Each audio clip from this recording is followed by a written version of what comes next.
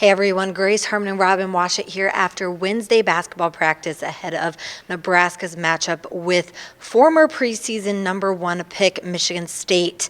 Now, Michigan State has faced a couple of struggles as of late, losing 3 of their last 4, including their most recent game to Maryland. However, Nebraska faces plenty of struggles of their own, their most recent loss coming to Wisconsin.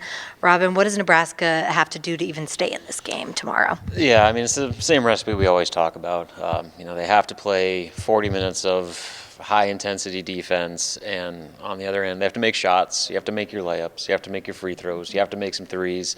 Again, if all those things come together, they'll have a shot to keep it competitive. But really, the interesting part is how they're going to counteract Michigan State's tempo. I mean, this is a top 20 team in offensive or adjusted offensive efficiency, and I think top 60 in overall possessions per game. So they like to move up and down. Nebraska likes to move up and down. So will Nebraska adjust its style to not try to get in a track meet with a much deeper Michigan State team, or are they going to try to play their game? So that's going to be an interesting balance that Hoiberg and his staff are going to have to figure out once the ball tips off. But really, what it comes down to is just Nebraska. I mean, if they can play like they did at Maryland, they'll more than be in this game towards the end. But if they let frustration get the best of them and early shots, start to affect their intensity on defense, you're going to run into the same storyline that we've had over this 10-game losing streak and really over the course of the season, where they kind of just play themselves out of games completely.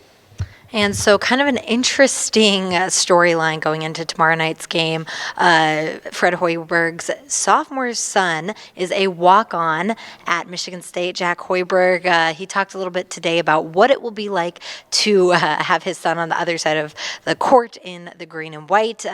What did he say today about that? Yeah, I mean, it's going to be a pretty special deal for Fred, for Jack, and for the entire Hoiberg family. Obviously, Fred's wife and their 2 twin sons, younger twin sons that go to Pius, still live in town here. Fred's parents live in town here. So the Hoiberg clan will be well represented. And it's going to be interesting to see who wears green and who wears red. I think Carol, Fred's wife, Jack's mom, is still debating on what she's going to do. Maybe she'll get the half-and-half jersey.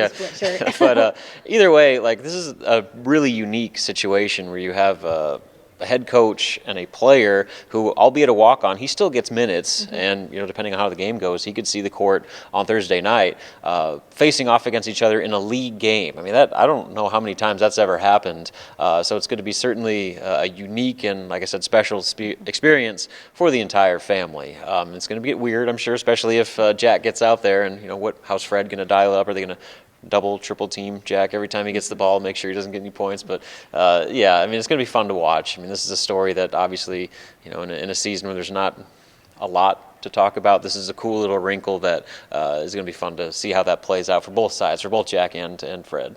Well, we'll see how this all plays out, along with if Nebraska can snap their 10-game losing streak against former preseason favorite, Michigan State. The game tips off at Pinnacle Bank Arena at 7:30 p.m. For now, that's all we have for you today. For Robin Washut